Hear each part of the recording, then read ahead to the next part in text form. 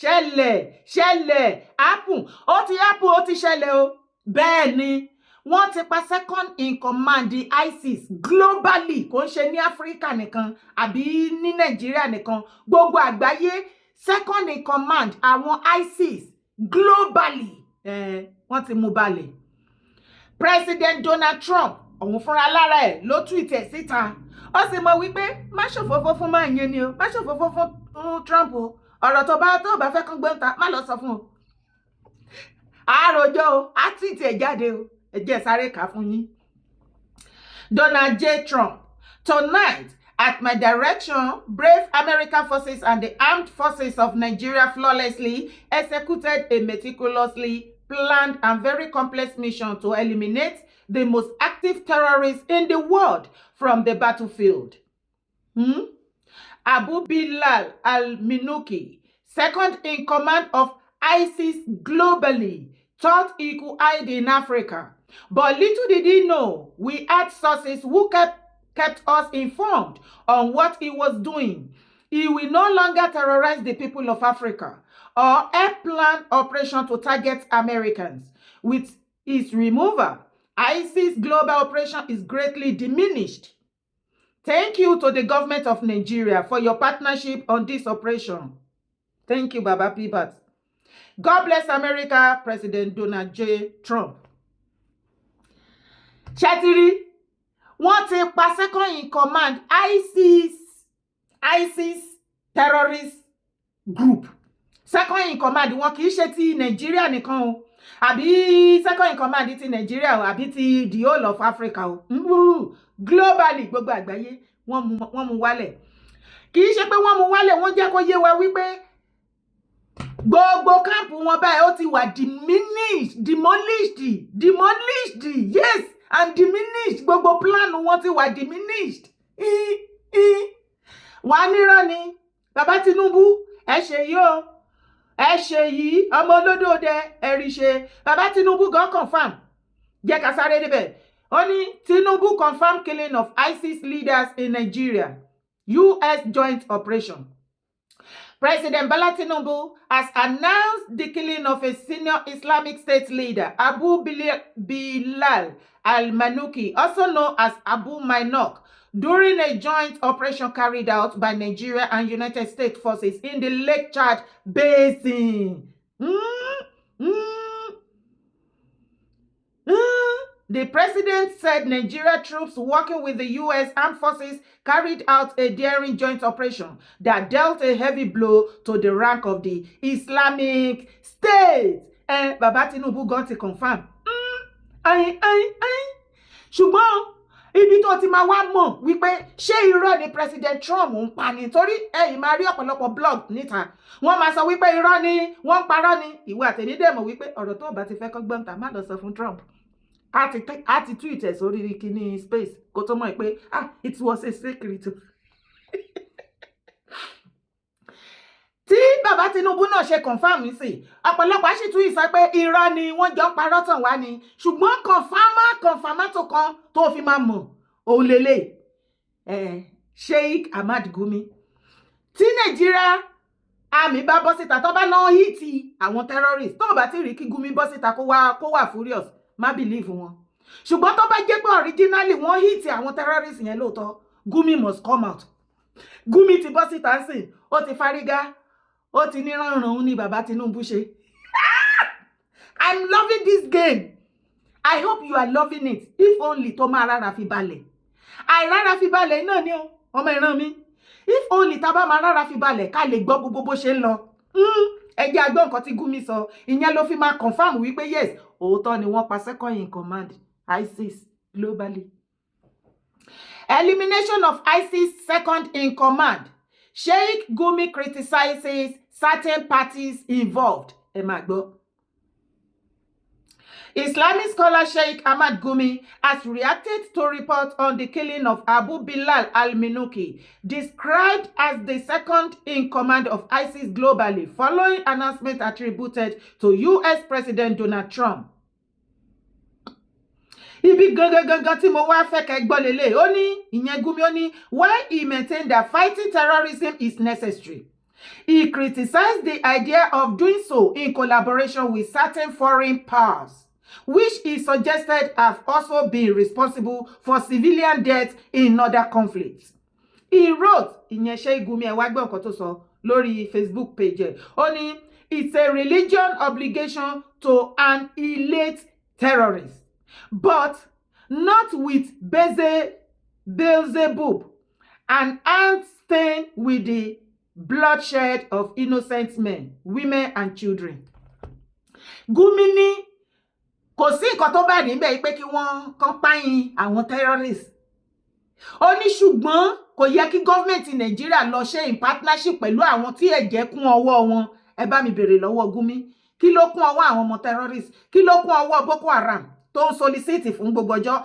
Kí ló kún ọwọ́ ISIS tó wà Nàìjíríà, ISWAP, Lakurawas and the rest of them? Kún ló kún ọwọ́ àwọn terrorist brother Gumi tí wọ́n fẹ́ nípa kúkúrú tó ń pa gúgùn tó ń dáná sun ṣọ́ọ̀ṣì tó ń dáná sun yàn mọ́lé? Kí ló kún ọwọ́ wọn? Ibi tó ti máa confirm mi pé lóòótọ́ náà mú máa yẹn balẹ̀, wọ́n mú second in command ISIS wọ́n mú balẹ̀. Gumi ó ti bínú, inú ti bí, ó ní wọ́n ṣe mú balẹ̀ kò sí problem, ṣùgbọ́n kò yẹ kí bàbá Tinubu gọ́ọ̀mẹ̀ntì bàbá Tinubu lè attack terrorists, ṣùgbọ́n kò yẹ kó lọ ṣe in partnership pẹ̀lú US, kò ṣáà ti ẹ̀fẹ́ US yẹn rárá. Anyway, ilẹ̀kùn ti mú yín lọ́wọ́, mo ti sọ fún yín o bóyá ń lọ ẹ fẹ́ rẹ́rìn kú. Wá tẹ̀lé mi wo fídíò yìí, wàá rẹ́rìn. Ṣé orí tó bá gbọ́ fídíò tó bá farabalẹ̀ tó gbọ́ dáadáa, wàá rí wípé àwọn Arewa àti bàbá Tinubu bí mo ṣe ń sọ fún yín, wọ́n ti fẹ́ jàkú bàbá Tinubu ti fẹ́ gbẹ̀mí lẹ́nu gbogbo àwọn Arewa o. Gbogbo Southern Caliphate tó ti fi halẹ̀ mọ́ Nàìjíríà for years. Gbogbo èmi ní Sokoto Caliphate, Arewa Caliphate. Àṣé wọ́n lọ́kọ ìyá wọn. Àṣé wèrè lásán náà kàn ní wọn lárọ́ ma. Wá wo fídíò yìí wàá rẹ́rìn. Ya dingir Sheikh Muslim. We went for Muslim. The North alone, we give 75% vote. Led by His Excellency El-Rufai. Where is El-Rufai today? From EFCC, ICPC, DSS, up to now, no bail. Because we want from the North. Ganduje, they leave you only with Tinubu cap. Then the main person again, Badar, who bring the whole state out. Now, President Bola Ahmed Tinubu, Commander-in-Chief of the Republic of Nigeria, of the Armed Forces, now, he has created another office. The office is called Homeland Security. The next thing is he just don't want to say push Nuhu Ribado out. But already he pushed Nuhu Ribado out. The next one is what? Matawale, His Excellency. So anybody who help you from North is pushing him out. He's pushing everybody. So that when they have been a meeting, no Northerners will near that area or president from the East. It's a good one when they appoint that general. But doesn't mean we don't have another retired general from the East or from South. Any appointment where it is, you replace them with Yoruba, Your Excellency. Is that how you do the government? And you won't come back? I swear to God, Wallahi, Your Excellency, me, I don't fear any arrest or death. You are not coming back. We are not fool and we are not useless. And we vote you based on confidence and we lose confidence on you. Me, I don't have confidence on any longer again. And there, we will campaign against you. Seriously, we cannot vote. All those governors who are campaigning for Tinubu, look, the masses of the North, you have to wake up your idea, wake up your brain. They are telling you lie. If this man come back, we are going for hellfire. Even the speaker who is speaking said, don't allow him to come back. All those will let them flush them out. Especially the governor who is campaigning from Kaduna State. Let ADC give a ticket to Ashiru Kudam. Ashiru Kudam will pull Ubasani out. I know the Senate who is contesting with Sheikh Usani, that one is walkover. Sheikh Usani have nothing to show in the ground. It's gone. So all those who are campaigning for him, both Katsina, Sokoto, Kebio, let them push them out. Let them go for ADC. We cannot be a slave. Everything, all the appointments, all the people whom help, they are there. Now, where is El-Rufai? From EFCC to ICPC to DSS, and they're looking at El-Rufai, fight. Make sure Tinubu come. Where is he? Where is Ganduje? They leave him only with Tinubu cap. Where is Badaru? Zero. Now, Homeland Security is for Nuhu Ribado. So thank you very much, you are Mr. President. We're happy to vote you, but I regret to vote you. And the Lord will continue campaigning till the day of the election. We will see how our vote will return. And nobody, I repeated, nobody, if we vote, those confusing you say they will ring the election, Wike cannot ring election. We are not ribbers. We are from the north. We no idiot called Wike can ring election. Who is Wike? Wike can never try to ring election. No way. Even ribbers, let him try on ribbers. Fabara is coming back after he have left the. I tell Fabara from the alias, they leave this party. Wike is not making you. Now you know all the people whom he bring, they disqualify them. You don't want Fabara to come back. You want person who can control, and he said there's no godfather. Wike said there's no godfather, but he want to be a godfather to somebody. Whom bring him? Peter Odili, how do they separate? And he was a chief of staff to Amechi. How do they separate? You don't want to godfather, but you want to be a godfather. Holy Ghost fire. When you me, Sherry, nǹkan tó ṣe máa yìí kò ń ṣọ̀rọ̀ eré o. Lóòótọ́ mo ní kẹ́ rẹ́rìn àti rẹ́rìn èmi náà ti rẹ́rìn dáadáa. Torí lákọ̀ọ́kọ́ náà wọ́n kọ́kọ́ fira wọn ṣe yẹ̀yẹ́ lórí Muslim ticket. Wọ́n ní ṣebí wọ́n sọ ń gbà yẹn Muslim ticket. Tá bá sọ fún yín àwọn nǹkan tó ń ṣẹlẹ̀ ẹ gbàgbọ́. Èmi lọ́dọ̀ tèmi mo máa ṣe findings kí tó ń wá mú ọ̀rọ̀ tèmi jáde. Ṣé bẹ́ẹ̀ rí tó ń confirm ẹ̀ because Muslim ticket tí wọ́n gbé lé Tinubu lọ́rùn kí ló dé tó ń gbé fún Buhari? Kí ló dé tó ń gbé fún Yar'Adua? Ṣé you see there? Now, wọ́n ní Tinubu wọ́n jọ reach agreement tó bá débẹ̀. Kan tá pé politics nìyẹn. Ṣebí ẹ̀yin Fulani Caliphate believe pé ẹ̀yin nìkan lẹ mọ̀ politics play. Ẹ ti pàdé ọkọ ya yín sìn. Má ṣe yín lẹ pàdé yẹn. Olúwo ṣeun o mo bá wọn witness the end of Fulani Caliphate in Nigeria. You know what? Tinubu ti gba political power tí àwọn Fulani Caliphate tán fi ń fìyà jẹ Nigeria, tí wọ́n fi ń make Nigeria backward with rapid, tí wọ́n fi ń pa innocent citizen Nigeria, tí wọ́n lọ ń kó àwọn àtọ̀húnrìn wa Fulani wọn wá tó wá ń pa wá torí wọ́n fẹ́ kí Fulani kó dominate Nigeria, kí gbogbo wa ká wá máa dáràn kiri, ká wá máa ṣe àlèmájìrì, káwọn ọmọ wa ká bí wọn kọ́ lọ máa ṣàlèmájìrì lẹ́gbẹ̀ẹ́ títì. Tinubu will never return the power back to you. Àwọn náà ti rí wípé yes, wọ́n ti gé ka jẹ. Tó bá nírọ́ ni mò ń pa. Ó wo àwọn Fulani Caliphate ni headed by Sultan. Sultan gan ò pé mọ́ láti ìgbà tí àdó olóró ti balẹ̀ ní last year ní Christmas time títí dìsín gbogbo nǹkan tí Sultan ṣe kìkìdá gidi nìyí nǹkan ṣe wọ́n gan. Wọ́n ò lè sọ̀rọ̀ ni. Ṣé rí kí ohun Sultan tún ṣe kókókó bí ti tẹ́lẹ̀ mọ́. Tó bá nírọ́ ṣó tún gbọ́. Ẹnu ọjọ́ mẹ́ta ó sì wá sí ilẹ̀ sí Ọ̀ṣun state. Ṣó rí kí Sultan máa kọrin one Nigeria is not negotiable. Níbo? Ó ti wà negotiable bàjẹ́ nígbà tó ń rí regional ńlẹ̀. Tẹ́ bá máa lá ní kẹ́ lá, bẹ́ bá máa kú ní kẹ́ máa kú. We are tired of Fulani Caliphate in Nigeria. This is the end. We are tired. Wọ́n ṣekúre. Wọ́n burú jù. They are wicked. They are heartless. Wọ́n ní feelings rárá débi tó sọ pé ọmọ Ọlọ́run àwọn ilé ìmọ̀ Ọlọ́run ṣọ́mọ̀ kan tó ń jọ Ọlọ́run ni ẹranko lásán tó dáwọ́ èèyàn bóra. Báwo lẹ ṣe máa lọ kó àwọn èèyàn jọ tẹ́dẹ̀ máa ní kó máa pa àwọn èèyàn lórí ilẹ̀ bàbá wọn for just nothing. Adé sọ fún yín pé kò make sense now. Ẹ̀dẹ̀ protect wọn, and Fulani will never be ashamed for one day to come and be protecting terrorists on social media, condemning innocent citizens. Wọ́n wá pa ISIS second in command globally sin Gumi ní òun ò blame Nigeria government wọ́n pa ṣùgbọ́n àwọn America tó lọ wà in partnership pẹ̀lú tó fi pa òun ni problem nítorí ẹ̀jẹ̀ kún ọwọ́ àwọn Americana ẹjọ́ kí ló kún ọwọ́ títí wọn o omi ice water àbí kí ni Coke àti Fanta máa gbọ́dọ̀ ọ̀rọ̀ òpònú lẹ́nu òpònú people.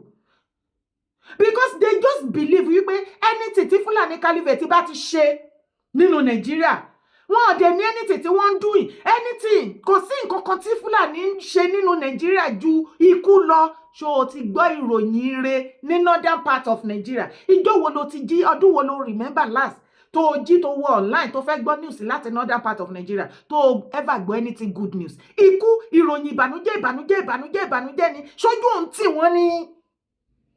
gbogbo àgbáyé dé bá wo sanwó dé fìyà ṣayọ̀ at least ẹ ti ń gbé pẹ̀lú àwọn èèyàn for how many years ẹ ti wà ní Nàìjíríà ó yẹ ká ti máa hùwà bí ènìyàn kẹ́ yé hùwà bí ẹranko no wọ́n refuse to be ẹranko forever wọ́n refuse to be ènìyàn they want to be ẹranko forever now they want the rest of Nigeria kó wá join ẹranko life títí wọn this is the only thing I'm seeing wọ́n ṣe pa innocent Nigeria now tàbá wá sọ wípé muslim ticket pé ó ní nǹkan tó fẹ́ fi ṣe wà nírọ́ ṣàṣírí òtún lẹ́nu gàlòlò bẹ́ẹ̀ bí ò tiẹ̀ sọ púpọ̀ wàá rí wípé kinní yẹn trap ni wọ́n wá president tó máa bá wọn make it official láti declare Nigeria as an Islamic state Tinubu yá gbé wọn gógó kì í ṣe yẹn nìkan kó lè mọ̀ wípé bàbá Tinubu wọ́n gbọ́ wọlé gògóńgò wọ́n wá stroll lọ sókè wọ́n stroll lọ sísàlẹ̀ bàbá Tinubu fi gògóńgò àwọn Arewa Caliphate ó fi ṣeré ẹ̀mí wọ́n ti fẹ́ pín ó rí El-Rufai hẹ́ẹ̀lì ni El-Rufai sultan ti tọmọ ẹ̀dìyẹ pa sí ọ̀dọ̀ bàbá Tinubu fi sílẹ̀ release him ṣe kéde kan àti ẹ̀wí tán Àtíkù náà tún bọ́ síta ó lóun command president Bola Ahmed Tinubu kó release El-Rufai before Iléyá abẹ́ máa gbọ́rọ̀ bàbá Tinubu ṣé kò yẹ kẹ́ arrest òun náà ni ó wà lára àwọn tó bá yé Nàìjíríà jẹ ẹ mú sílẹ̀ tó bá rí wàá rí bí bàbá Tinubu ṣe tó yẹ treat fọkọ̀pù Màlàmí ṣé òun rí gbogbo kọ́kọ́sì àwọn Fúlàní Arewa Caliphate tó ń báyé Nàìjíríà jẹ́ ó rí bí bàbá Tinubu ṣe mú wọn ní kankan after the order El-Rufai ó rí bóyá ṣàlàyé ó súfèé níbi tó wà ìwọ náà ó ní láti ní test nǹkan tó fi ń fi fún Nàìjíríà gbogbo ní Arewa Caliphate you must also experience what you have been doing to the Nigerians for so many years ṣèbẹ̀ rí Màlàmí àìmọye property náà ti gbà lọ́wọ́ ẹ̀ oúnjẹ tí ẹ bá lọ́wọ́ pàtàkì kan ebo gbọ́ tí Mr. Gallo ló fi Ganduje ṣeré ó ní fìlà bàbá Tinubu nìkan ó náà fi sílẹ̀ fún Ganduje as they want to render useless. Na our papa be this say we no get another one oh na our papa be this say baba Tinubu na our papa be this say oh baba àwa mo game time play ride on nothing do you ẹ máa mú lọ sókè ẹ máa stroll ẹ lọ gògóńgò yẹ má gbowó ń bẹ àbí kan gbé ní láyé baba ẹ máa fi ṣeré ẹ wá sọ fún wa ibo ni ká bá yín dìmú torí wọ́n ya wèrè gan o wọ́n fẹ́ rúnra bẹ́ẹ̀ yẹn tẹ gògóńgò yẹn lọ sókè wọ́n fẹ́ rúnra kọ́wọ́ má lọ kúrò ńbẹ̀ ibo ni ká gbé musa ṣẹ́sẹ̀ wọn ni ká dìmú kọ́ má lè rẹ́sẹ̀ mí ó yẹ jọ́ èmi ẹ̀jẹ̀ àgbà ẹsẹ̀ wọn mú bàbá ti gbá gògóńgò mi ẹ̀jẹ̀ àgbẹ́sẹ̀ mú lẹ́yìn ẹ fẹ́ la ṣó wá fẹ́ mọ àwọn nǹkan kan tí mo fẹ́ kó mọ̀ ò ní wípé àwọn Arewa Caliphate kan máa sunkún o wípé Tinubu ò ní ṣe second time èmi dẹ̀ ń jẹ́ kó yé yín pé second time eléyìí Tinubu ti ṣe àìṣe second time Tinubu Nàìjíríà pín kò jù bẹ́ẹ̀ lọ Yorùbá ẹjẹ́ àdúró lórí owó yẹn tí àwọn Arewa Caliphate bá sọ wípé wọ́n ṣe Tinubu pa second time wípé kò ní ṣe lẹ́yìn bàbá Tinubu do the needful ọbẹ̀ ti wà lọ́wọ́ yín iṣu ti wà ń bẹ̀ yes ṣùgbọ́n ìwọ àtẹ̀mí mọ irú èèyàn tí bàbá Tinubu jẹ́ ṣé Tinubu tó ti parí second time third time ni bàbá mú lọ lèmi ń wò yìí o bàbá Tinubu máa ṣe third time tó bá máa parí third time wọ́n gbé political power fún wọn Fúlàní mọ́ àwọn Fúlàní mọ̀ wípé wọ́n ti useless ní Nàìjíríà President Bola Ahmed Tinubu ó ti render wọn useless bí mo ṣe bá yín sọ̀rọ̀ lọ́wọ́lọ́wọ́ if you know the game that is going on in the northern part of Nigeria between the Arewa Caliphate and President Bola Ahmed Tinubu oh tough rough ń gbóná la ni. You know why? Baba Tinubu ti sọ wọ́n di rádaràda. They are powerless, they are irrelevant, they are useless. In fact, wọ́n ní kankan mọ́ bó ṣe wà yẹn. So it was only that political power lẹ fi báyé jẹ́ tẹ́ bọ̀rún ṣe jẹ́. Political power náà tó gbélé yín lọ́wọ́ tẹ́ wà máyà kò sí nǹkan tẹ́ fi contribute fún Nàìjíríà. Ó tó gẹ́. Baba Tinubu, ride on. Nothing do you. Ẹ jẹ́ kó máa lọ bẹ́ẹ̀ ní kíni. Ṣé rí bẹ́ẹ̀ ní tí bàbá Tinubu bá máa ṣe tán? Ẹ ní gbúrò ẹni Arewa political class kankan mọ́ ní northern part of Nigeria bó ṣe máa jẹ́ nìyẹn. Ibẹ̀ ni kankan mà là ń lọ tún tẹ̀lé mi. Torí àwọn kan ò lè wá láti ọ̀nà dídì kan wọ́n wá gbàdúrà mọ́ ayé.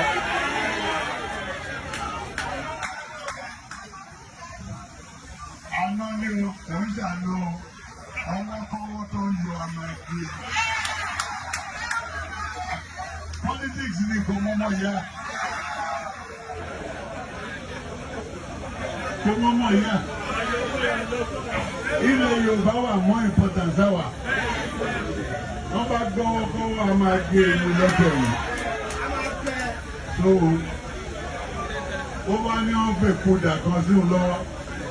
Ọmọ tó bá ní kò ṣe é mú àbẹ̀ gbé. Lọ́tẹ̀ yìí. Ti jó àwòsùn mọ́. Ṣé ti rí bó ṣe ń lọ báyìí? Díẹ̀díẹ̀ ni. Ẹ mọ iye ọdún tí gbogbo kìíní tó ti wrong ní the rest of the whole of Yorùbá land kò ṣe Lagos state nìkan. Ó ti wá bẹ̀rẹ̀ látọ̀dọ̀ wọn náà nìyẹn.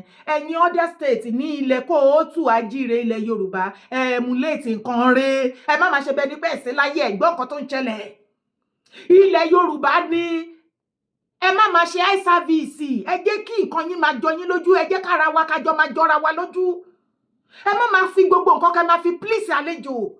Tá bá wá sọ fún ọ̀pọ̀lọpọ̀ tá à ń sọ fúnra wa wípé tí ọmọ Yorùbá bá fẹ́ yíbò láyà àbí lọ́kọ àfinúfídọ̀ ọ̀fẹ́ ni o.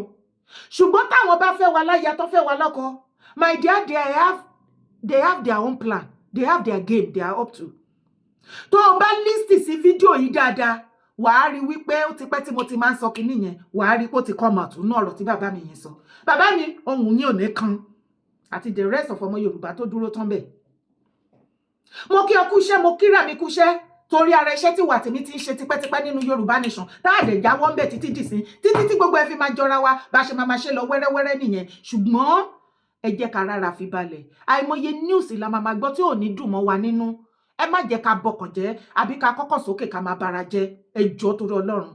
Torí nǹkan ti bàjẹ́ ni. Tó bá yá tí a bá ṣe ń ṣiṣẹ́ tá à ń ṣe títí gbogbo nǹkan bá bẹ̀rẹ̀ sí ní lọ bó ṣe yẹ kó ṣe lọ, ẹ wá rí wípé àní máa gbọ́ ìròyìn ìbànújẹ́ yẹn mọ́. Ìròyìn ayọ̀ nǹkan tó ń wù yín láti gbọ́ tẹ́ fẹ́ rí gbogbo ẹ̀ lókùtà máa rí. But for now iṣẹ́ ló wà lẹ̀. Tí nǹkan bá dẹ̀ tí tó ti bàjẹ́ gan tó bá fẹ́ ṣí kúrò tó fẹ́ tún ṣe, ṣó mọ̀ pé tó ti bàjẹ́ ńbẹ̀ ló máa kọ́kọ́ fagbára tí wàá ṣí. Ìgbà tó bá ń ṣí yẹn nǹkan tó ti bàjẹ́ ni kò sí good news níbẹ̀. Tó bá wá ṣiṣẹ́ yẹn dáadáa tó wá ń rí èyí tó dá ńbẹ̀ tó jáde, then inú á bẹ̀rẹ̀ sí ní dùn. This is exactly what is happening. Ẹ má jẹ́ ká ṣọ̀lẹ ìjọ nítorí Ọlọ́run. À ń ṣiṣẹ́ gan. Àwọn àgbààgbà ilẹ̀ Yorùbá dẹ̀ mọ́ fún wa o. Ọlọ́run. Wọn kàn lè máa bọ́ síta kán máa kọ̀mẹ́ǹdì wa pé kíní kan àsìkò tọ́yìn máa ṣe náà bọ̀. Tó bá wá rí bẹ́ẹ̀, wàá gbọ́ tí bàbá mi sọ wípé èèyàn kan ò kàn lè jẹ́ àwọn àtọ̀húnrìn wa ò kàn lè máa wá sí ilẹ̀ bàbá wa wá máa yàn wá lẹ́bọ. Wọ́n tún tẹ̀síwájú wípé wọ́n sọ pé ò bá àti ẹ̀fẹ́ wa láya àbí kò jẹ́ àna wa ṣe ti ríbi tán gbà wọlé sí wa lára. Wọ́n mọ̀ọ́mọ̀ fẹ́ wa lọ́kọ torí plan tó ní kì í ṣe torí pé wọ́n nífẹ̀ẹ́ wa torí wọ́n fẹ́ control ilẹ̀ Yorùbá. Gbogbo ẹ̀yà àwọn yìí mo máa sọ pé tó bá jókòó tó bá wo àwọn Fúlàní àti Ìgbò they have many things in common. Wọn ò lè bára wọn ṣe láíláí torí wọ́n á para wọn lára. The same ìwà kan náà ló fẹ́ dàbẹ́ ní pé ó wà lára wọn. Kí wọ́n débi nǹkan ní nǹkan kán máa mọ̀ wọn ara wọn kán wẹ́kọ̀mù wọn kán fẹ́ sọ̀kan ní nǹkan di nǹkan wọn kán máa jó pàlóńgò lórí oní nǹkan àbí kí wọ́n pa oní nǹkan kí ìkíní yẹn lè di tiwọn. Ìwà kan náà wà lára wọn. Fúlàní ò wà láúzì, àwọn eléyìí wà láúzì gan. Wọ́n pa ṣíọ̀ ariwo. Yorùbá náà la máa pariwo. Ariwo tiwa kò tó 1% tàwọn eléyìí. Noise pọ̀, ariwo wá bí ṣì wá. Ṣé ti rọ́nà tó fi ń gbà tó fi penetrate? Wọ́n á lọ fẹ́ wa láya, wọ́n á fẹ́ wa lọ́kọ. Wọ́n á wá máa sọ tó bá tún wá dọjọ́ iwájú àwọn ọmọ wọn wà á máa gbọ́ màmá ẹ̀ ọmọ Èkó ni bàbá ẹ̀ ọmọ kìíní kan so definitely he's a Yorùbá person he's a kìíní kan. Ìwà ló mọ̀. A ti gbọ́n ẹ ti kọ́ wa. Ẹ wò ọmọ Yorùbá ẹ má súnlé o. Ṣé rí gbogbo àwọn apá kan ẹfun apá kan osùn àárín wa wọn kì í láìkì sáìdì ọ̀dọ̀ wa ìbá jẹ́ ìyá wọn ní sáìdì wa àbí bàbá wọn. Ṣé rí other side tán ti wá yẹn bóyá ìyá wọn ló wá láti other side àbí bàbá wọn ibẹ̀ náà máa ń lóyà sí. They have never liked us. So ẹ má jẹ́ ká máa ṣe mistake àbí ká wá máa wò wípé lóòótọ́ màmá ẹ̀ ọmọ Yorùbá bàbá ẹ̀ ọmọ Yorùbá pé kinní kan irọ́ ni o tó bá ti débẹ̀ ibi other side tán belong sí ibẹ̀ náà máa ń favour. ojúlówó ọmọ Yorùbá nídìí ìyá nídìí bàbá ó ní ká ẹ máa fi sí gbogbo post pátápátá àbí kílẹ̀ ní mo wí mo tún ti háàṣì jù ọ̀dà ẹ má bínú ìfẹ́ ìran mi ló ṣe mí bẹ́ẹ̀ ìwọ má bọ́dà tó bá lọ́ọ̀fù mi sórí lọ́ọ̀fù tẹ́mi ní sí yín ó ti tó wà ṣùgbọ́n síbẹ̀síbẹ̀ gbogbo ẹ̀yin tẹ́ ẹ fi message ránṣẹ́ tẹ comment níbi comment section mi that you love me you pray for me every now and then thank you ẹ ṣé mo rí gbogbo message yín mo rí gbogbo comment yín Ọlọ́run á bá mi súre fẹ́yìn náà one love keep us together ilẹ̀ Yorùbá ò ní bọ̀jẹ́ o ó bọ̀jẹ́ tí má wàá gbàgbé bá mi share ètò yìí bá mi share káàkiri information is powerful tí àwọn èèyàn bá ń gbọ́ àwọn ọ̀rọ̀ wọ̀nyí àwọn ọ̀pọ̀lọpọ̀ nǹkan tí kò yé wọn àwọn propaganda tí àwọn ọmọ Yíbò ń play káàkiri social media àwọn èèyàn lè gbọ́ òtítọ́ gangan nǹkan tó ń ṣẹlẹ̀ yes rántí o tẹnitẹni o tàkísà ń tàtàn jẹ́ ká ṣe ní tiwantiwa mi tìtì orúkọ tèmi ò yípadà Ìyèdára Kòwé kókókó akéde Oòduà àwọn òun ni mò ń jẹ́ má gbàgbé láti bá mi drop comment as usual má sì gbàgbé láti bá mi like akọ̀dọ̀ onímọ̀ ẹ lọ́wọ́ bá mi like ẹ ó fi message ránṣẹ́ sí YouTube wípé yes you like my job it's not for fun thank you for doing so má sì gbàgbé o tẹ share button bá mi pín káàkiri God bless you ire o kábíyèsí.